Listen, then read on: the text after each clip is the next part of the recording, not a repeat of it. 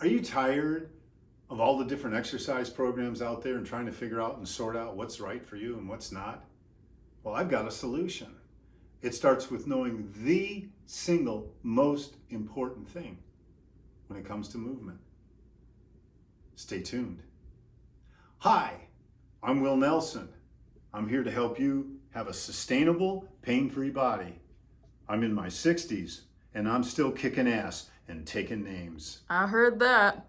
So today we're going to talk about the single most important concept for your body. And it's very simple.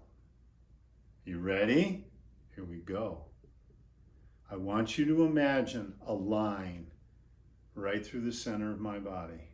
It divides me in half. And from the side, it also divides me in half.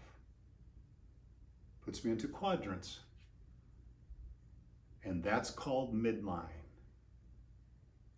Midline is where all movement originates.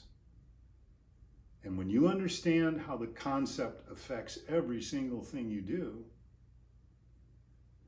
you're going to uncover the magic of midline. Let me give you an example. This is a great example of midline right here. This is the home row on a keypad. So I move back and forth to the home row. I'm not going all over. This is my orientation. Right here, the home row. That's midline. Here's another example of midline. A wheel, like a steering wheel on your car. The 3 and 9 position, this is the way you hold your hands on it when you're just going down the road and not texting. Like this. And then you're going like this to turn the wheel. And when you're done, you turn it back, and then you're back to midline. That's how it works. The body is the same way. There are 3 qualities that movement has. The first is distance. How far am I moving from? That's right, midline. So if I'm standing here like this, and I move my arms this far, that's a little bit of distance. That's a little more distance. That's quite a bit more distance. That's distance. The second quality of movement is direction. So I can go here, or here, or here, or here. All of these different points in space, I can touch. Just like that. Now my shoulders and my hips are the most movable parts of my body, as opposed to, say, my elbow, which is basically a hinge joint, or my knee, which is also a hinge joint. So we got distance, we got direction, and the last element is velocity, speed. So if I go like that, that's pretty slow. If I go like that, it's a little faster. Did you even see that? That's how fast that was. Yeah.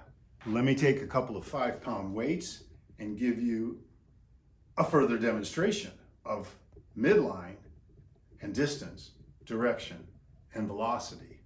And you are on your way to having a movement vocabulary.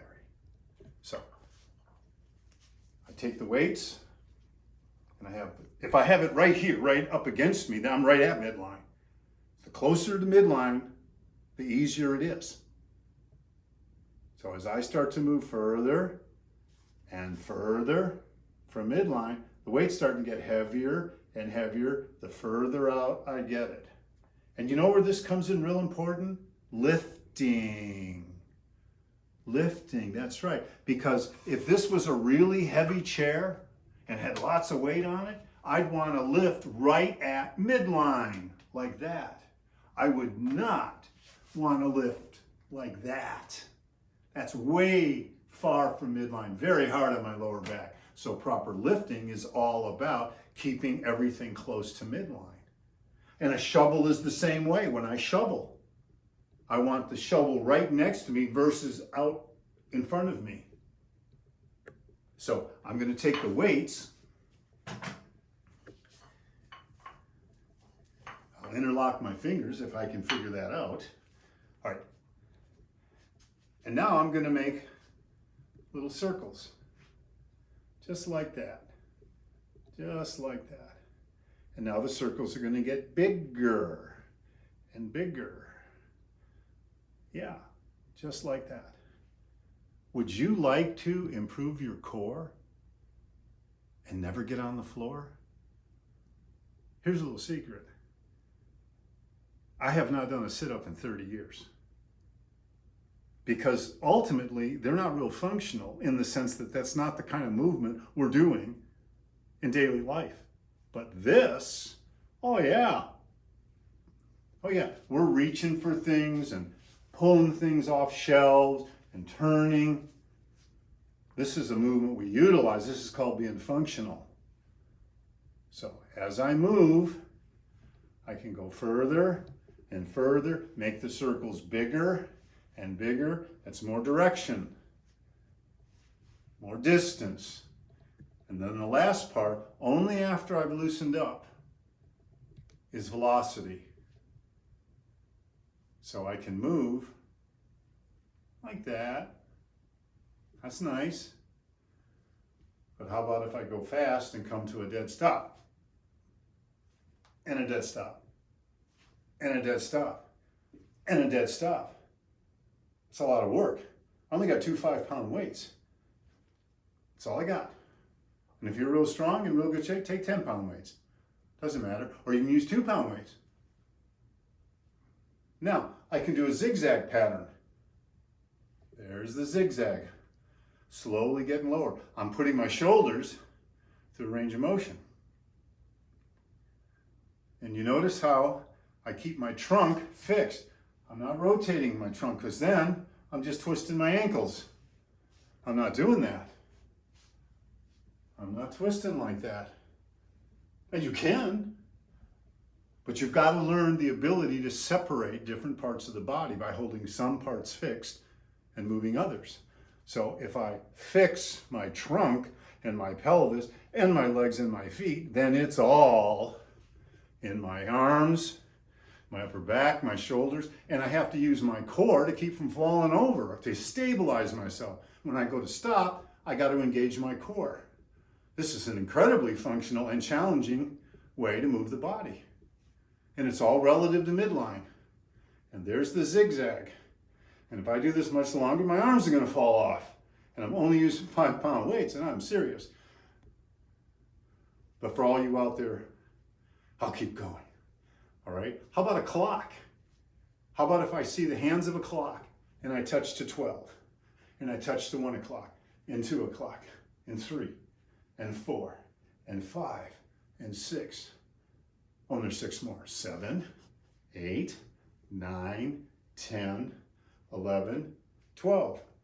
Now you're doing this at home and saying, I had no idea that was this much work. It's a lot of work. And it's all relative to midline and stabilizing your body and putting it through a range of motion and understanding that there's distance, there's direction, and there's velocity. And you work them in that order. You never start with velocity unless you're 16. You just get out of bed and start sprinting.